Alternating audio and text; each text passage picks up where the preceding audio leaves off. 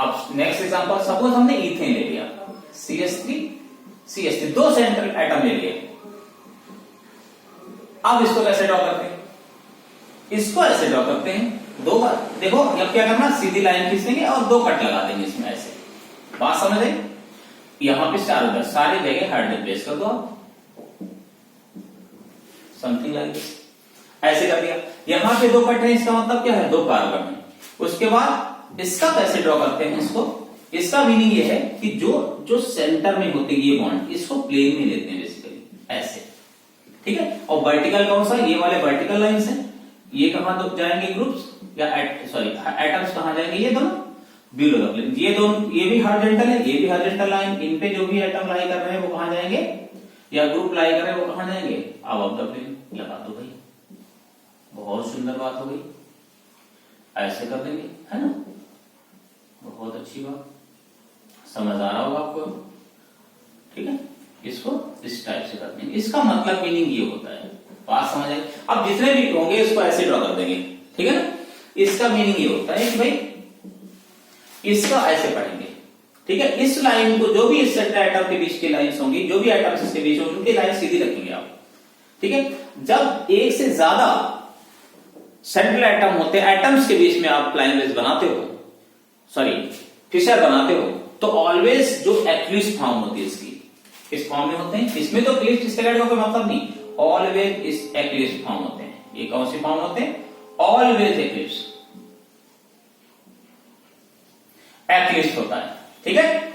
ये जो भी दो सेंट्रल एटम या दो से ज्यादा एटम के बीच में ये फिशर प्रोजेक्शन ड्रॉ करते हो, वो ऑलवेज एक्लिप्स फॉर्म में होता है। किस फॉर्म में, एक्लिप्स फॉर्म होता क्या है, आप सोच रहे हो एक्लिप्स फॉर्म क्या है?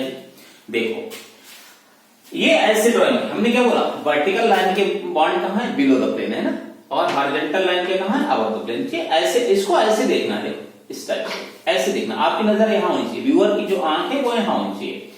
देखो ऐसे इस टाइप से कुछ यहां से देखोगे तो ये कहां आपकी तरफ दिख रहे ना, ये भी दोनों आपकी तरफ आते हुए दिख रहे, ये भी, ये दोनों कहां है, आपसे दूर जाते हुए, है ना।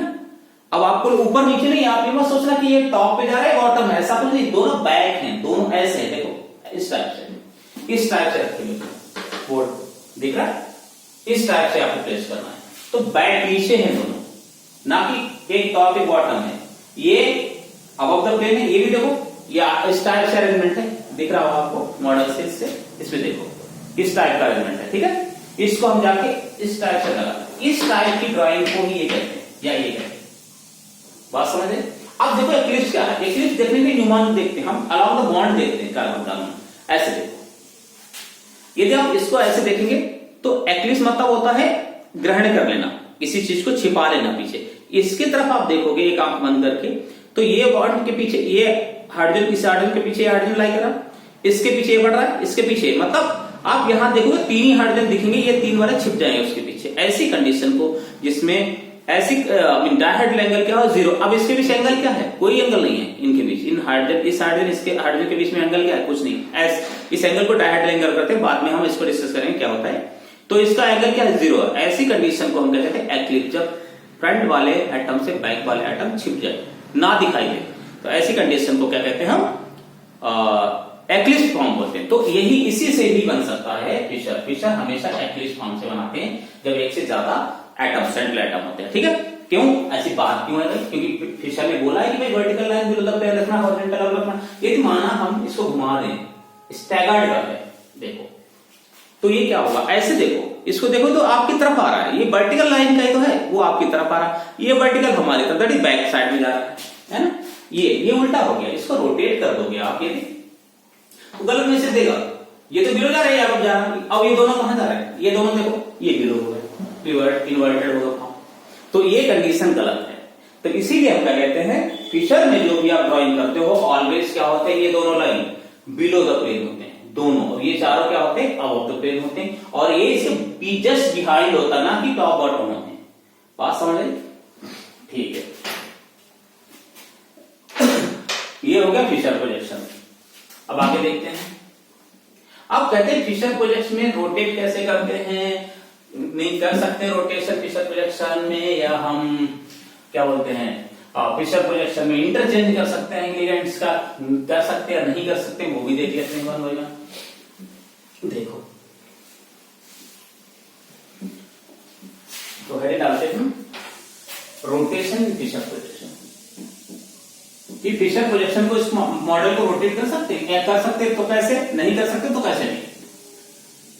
रोटेशन इन फिशर प्रोजेक्शन,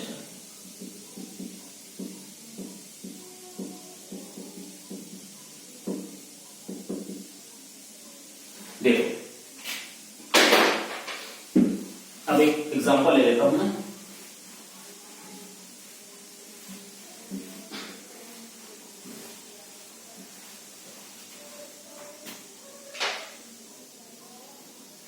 हाँ कुछ इस तरह से टार्टरिक एसिड का, फिर बताना टार्टरिक एसिड का मैंने एक एग्जांपल यहां ले लिया, ठीक है ना, इस टाइप से कुछ। क्या ये टार्टरिक एसिड, ये टार्टरिक एसिड है। अब इसको रोटेट कर सकते हैं इसमें, यस ये तो सिंपल है। चलो एक कार्बन का ले लो, कार्बन को चलो इसको छोड़ो, ये आपको थोड़ा समझ नहीं आया जल्दी, बाद में इसको देखना, पहले ये देखो। ये कोई मॉलिक्यूल ले लिया हमने, सपोज में लैक्टिक एसिड ले लो या कुछ भी मैंडालिक एसिड ले लो, चलो ये मैंडालिक एसिड है और सॉरी फिशर में बना इसको। तो क्या करेंगे, सपोज हमने इसको एसिड ड्रॉ कर लिया, यहाँ पर OH है और एक H है, यहाँ ये OH है, ऐसे है ना, ये है, इसको बोलते हैं मैंडालिक एसिड। इस एसिड, ये फिशर प्रोजेक्शन है मैंडालिक एसिड का, क्या इसको रोटेशन दे सकते हैं। पहले का कितना कहा, 90 एंगल रोटेशन कर सकते हैं, 90 डिग्री, कह रहे नहीं कर सकते, नॉट अलाउड। ये रोटेशन अलाउड नहीं है, क्यों नहीं अलाउड है, देखो जरा। तो 90 डिग्री में रोटेशन कैसे करते हैं, ये भाई इसकी जगह आ जाएगा, ये अपनी इसकी जगह 90 डिग्री रोटेट करो तो इसकी जगह ले लेगा ना। देखो इस टाइप से मैं इसको प्लेस करता हूं तो 90 डिग्री में क्या होगा, ये इसकी जगह लेगा, है ना, ये उसकी जगह, ये 90 एंगल तो दिख रहा है, तो ये इसकी जगह जाएगा, ये इसकी जगह जाएगा। यदि आप 90 डिग्री रोटेट क्लॉकवाइज कर दो, एंटी रोटेशन किसी भी साइड में कर सकते हो, क्लॉक एंटी आपकी मर्जी है, तो क्या होगा, पीएच इधर आ जाएगा, मैंने क्लॉकवाइज किया है, OH इस साइड आ जाएगा और कार्बोक्सिल कहां जाएगा, यहां पे, और हाइड्रोजन यहां पे, है ना। अब देखना, आपको चेक करना है कि रोटेशन पॉसिबल है या नहीं है, रट्टा नहीं मारना है इनका, कि तो उससे सिंपल RS करो, ठीक है। तो अब देखना इसका क्या मतलब है, यहां पे इसका मीनिंग ये है कि भैया ये है इसका मीनिंग ना, ये वर्टिकल लाइन बिलो है, ध्यान देना, ये इसका ऐसे तो ड्राइंग करी, ये वर्टिकल बिलो है, हॉरिजॉन्टल अबव। अब आप मैंने 90 कर दोगे, 90 मतलब ये, अब ये क्या हो गया, हॉरिजॉन्टल, वर्टिकल कहां अबव द प्लेन हो गई, हॉरिजॉन्टल कहां हो गई, बिलो द प्लेन हो गई, बात समझ आई। तो ये गलत इंफॉर्मेशन देगा आपको, जैसे कि इसको RS कैसे करते हैं, इसका कुछ इस टाइप से देखो, RS से चेक कर लो, पता चल जाएगा आपको, फर्स्ट नंबर इसको जाएगा, सेकंड इसको, थर्ड इसको, फोर्थ इसको। अब आप रोटेट करेंगे 1 2 3 जाएंगे ना, तो कैसा असाइन रोटेशन कैसा दिख रहा, क्लॉकवाइज दिख रहा ना, तो ये क्या होना चाहिए, असाइन कॉन्फिगरेशन क्या होना चाहिए, क्या होना चाहिए R ना, लेकिन ये कौन सा है एटम, कहां, कौन सी लाइन है, हॉरिजॉन्टल, हॉरिजॉन्टल पे एटम कहां था, अबव द प्लेन, अभी देखा हमने फिशर में।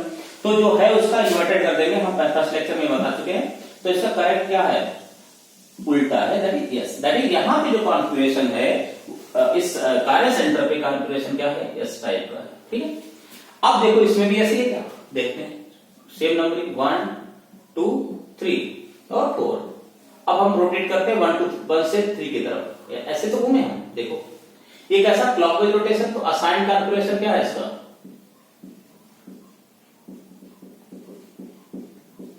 असाइन कॉन्फिगरेशन इसका R है, करेक्ट क्या। अब देखो लोएस्ट प्रायोरिटी ग्रुप का मान, ये वर्टिकल है ना, वर्टिकल में हाइड्रोजन कहां होता है, बिलो द प्लेन होता है ना, तो ये जैसे, तो फिर करेक्टली वही है, तो हमने क्या बताया था, जो lowest priority below the plane है, तो जैसा है वैसे लिख देते हैं, दैट इज करेक्टली R है। तो ये R देखिएगा, इस कार्य सेंटर पे कॉन्फिगरेशन R टाइप का अरेंजमेंट है, इसमें अरेंजमेंट स्पेस में एटम और लिगेंड का S टाइप का, इट मींस आपने गलत कर दिया, ये रोटेशन अलाउड नहीं है, सेम आना चाहिए था, S का S या R का R, तब ये रोटेशन अलाउड है, अदरवाइज अलाउड नहीं है। तो ये गलत क्यों है? क्योंकि इसका आपको इंफॉर्मेशन गलत दे रहा है, इसलिए गलत है। ठीक है ना? क्योंकि ऐसे कहेंगे क्योंकि जो वर्टिकल है, जो हॉरिजॉन्टल लाइन है, ये कहां थे? हॉरिजॉन्टल जो बॉन्ड कहां होते हैं? Above the plane. और यही हॉरिजॉन्टल कहां पहुंच गया? ऐसे से ये कहां आ गया? वर्टिकल, बिलो द प्लेन आ गया। ये कहो हॉरिजॉन्टल कहां होते हैं? इसमें अबव द प्लेन, ये वर्टिकल लाइन पे आ गए, फिर ये अबव द प्लेन हो गए। अब जबकि वर्टिकल यहां गए तो होते हैं बिलो होते हैं, हॉरिजॉन्टल अबव, वर्टिकल बिलो। अब ये घुमा तो आपने ऐसे ही है, देखो इसको इस टाइप से तो घुमाया है, इन द प्लेन रोटेशन करा आपने, है ना, 90 डिग्री इन द प्लेन, ना in the plane, plane of paper. तो ये अलाउड नहीं है। क्यों? क्योंकि आपने देखा कि जो वर्टिकल है बिलो होना चाहिए हॉरिजॉन्टल, आपने घुमा दिया ऐसे, तो ये वर्टिकल कहां आ गए? वर्टिकल हो गए अबव और हॉरिजॉन्टल बिलो हो गए। वो आपको गलत इंफॉर्मेशन देगा। दैट इज आप आरएस से चेक करोगे तो ये इसका एस उसका आर आ रहा है। जब ऐसी कंडीशन आ जाए तो वो रोटेशन पॉसिबल है ही नहीं। तो सेकंड देखते हैं, समझ आई बात? सेकंड देखते हैं 180 रोटेशन हो सकता है, degree in the plane, in the plane of paper. ये रोटेशन पॉसिबल है क्या? कहता ये हाँ, ये अलाउड है। देखो आप ही बताओगे, ये पॉसिबल है, ये कर सकते हो। इसमें प्रोजेक्शन इस टाइप का रोटेशन अलाउड है। कैसे? इसको लिख दिया, तो आगे देखते हैं।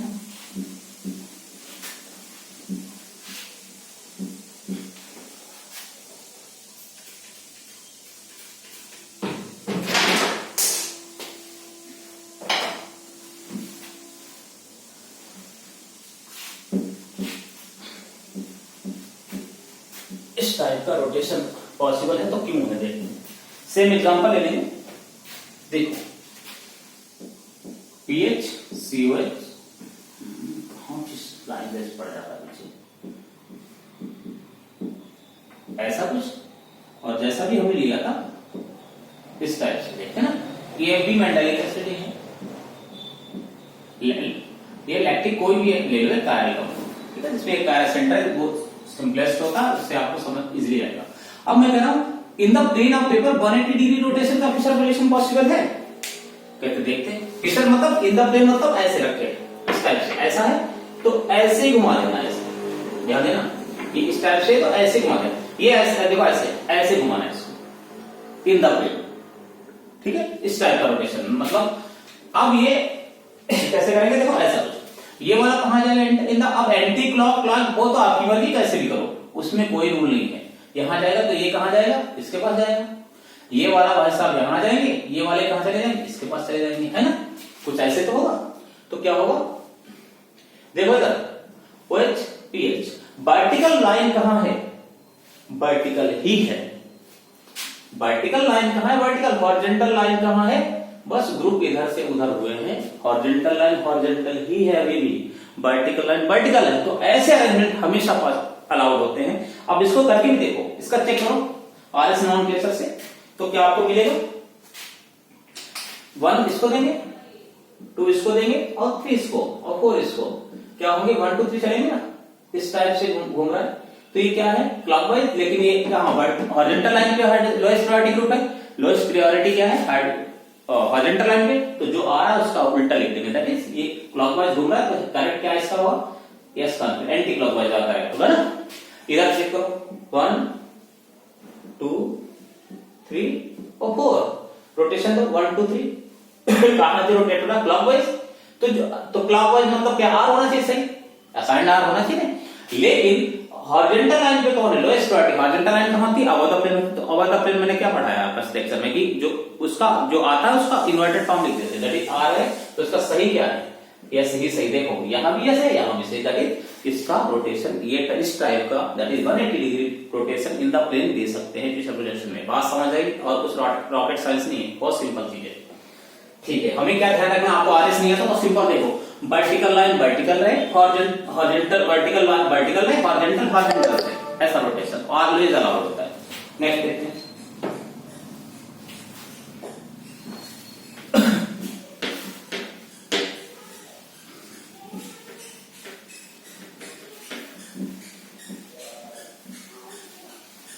ये तो ये हो गया। अब देखते हैं कोई 2 कार्बन का ले लो, चलो दूसरा एग्जांपल।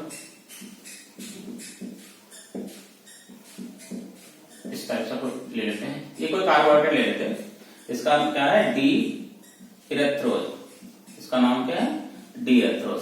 क्या इसको 180, ये भी फिशर फॉर्म में है, क्या इसको 180 रोटेशन कर सकते हैं 180 degree in the plane, in the plane of paper, है ना, कर सकते हैं, बिल्कुल सही बात है। इसको यहां ले आओ और इस चीज को ऐसे घुमा दो ना, ऐसे, तो क्या होगा, टॉप पे क्या आ जाएगा, COH आ जाएगा,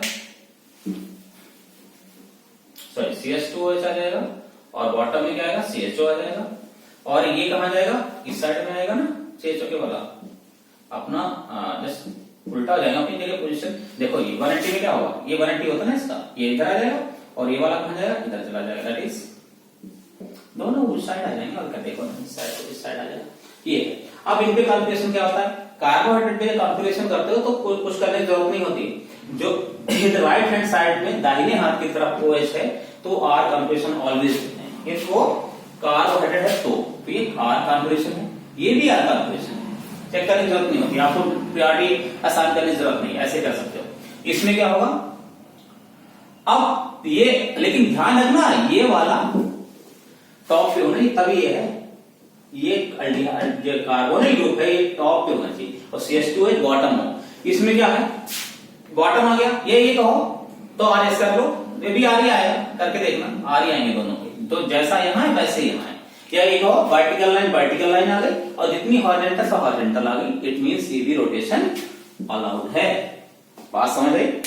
नेक्स्ट देखिए, अब आती है बात कि इसमें भाई एक्सचेंज ऑफ लिगेंड्स पॉसिबल है, ये तो बात होगी रोटेशन की, exchange of ligand Fischer projection में, या इंटरचेंज ऑफ लिगेंड हो सकता है, नहीं हो सकता, हो सकता तो कैसा हो सकता है, और नहीं हो सकता तो कैसा नहीं हो सकता, हर चीज। तभी मैंने RS पहले पढ़ा दिया कि RS से बहुत सारी चीजें इजी हो जाती हैं, ठीक है, समझना इजी आसान हो जाता है, तो इसलिए पहले मैंने पास लेक्चर में RS ही बता दिया वो कैसे निकालते हैं। अब देखो सेकेंड बात कहता है interchange of groups, atoms, groups in Fischer projection, है ना। देखते हैं इसमें क्या करना है, कोई भी एग्जांपल ले लो,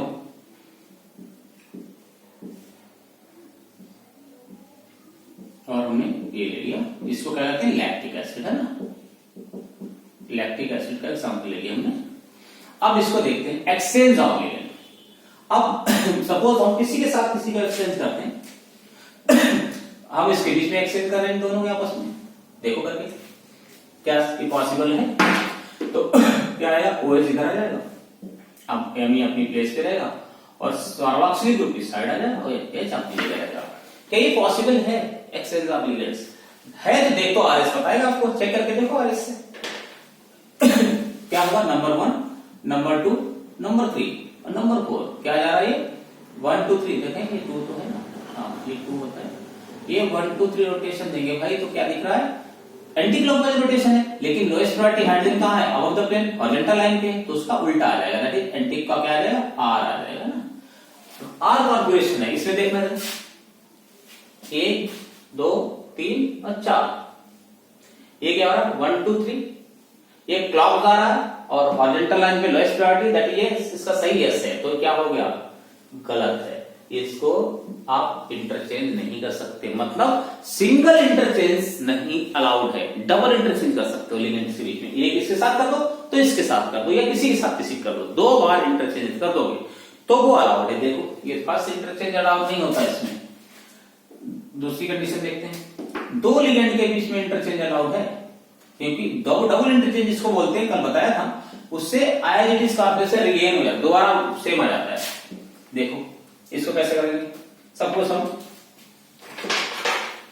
इसको इसके बीच में कर देते हैं, इसी बीच कर लो, इसके बीच में इंटरचेंज कर देते हैं, और एक इसके बीच में कर देते हैं, देख लेते हैं ये अलाउड है क्या, नरे 2 बार इंटरचेंज अलाउड है क्या, हाँ बिल्कुल। अरे बॉन्ड डिस्टर्ब नहीं करना, बॉन्ड अपनी जगह लगाना, एटम ग्रुप हटाने वहां से बस, और यहाँ क्या लगा दिया हमने, मिथाइल और यहाँ हाइड्रोजन। देखो इनका RS करके चेक करके देखो, फर्स्ट सेकेंड, थर्ड और फोर्थ। रोटेशन तो कैसे दोगे? 1 2 3, दैट इज आप कहां घूम रहे हैं? एंटी, घड़ी की विपरीत दिशा में।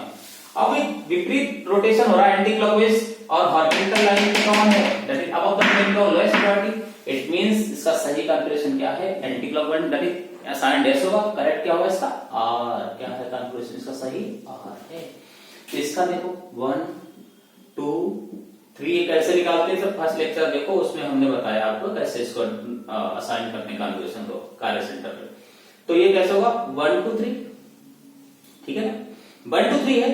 अब लोएस्ट प्रायोरिटी ग्रुप हम वर्टिकल लाइन में, दैट इज वर्टिकल लाइन पे ग्रुप कहां होते हैं? Below the plane. तो सही बात है, जैसा है वैसे से क्लॉकवाइज है, दैट इज आर है, असाइन भी आर है, करेक्ट भी, क्योंकि ये लोएस्ट प्रायोरिटी का बिलो द प्लेन है, वर्टिकल लाइन पे, ठीक है।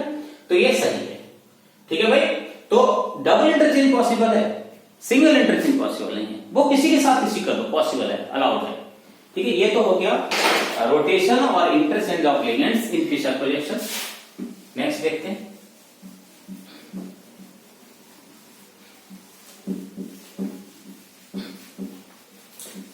शॉहर्स प्रोजेक्शन, है ना। नेक्स्ट है हमारा शॉहर्स प्रोजेक्शन।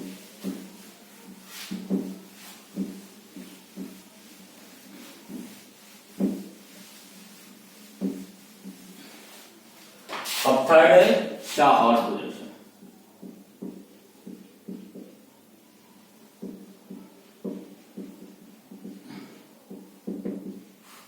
शॉहर्स प्रोजेक्शन, इस प्रोजेक्शन को हम नेक्स्ट लेक्चर में डिस्कस करें, दैट इज लेक्चर नंबर 3 में। तब तक के लिए आप देखते रहिए इसको, और लाइक, सब्सक्राइब और शेयर करना बिल्कुल नहीं भूलना है। Thank you.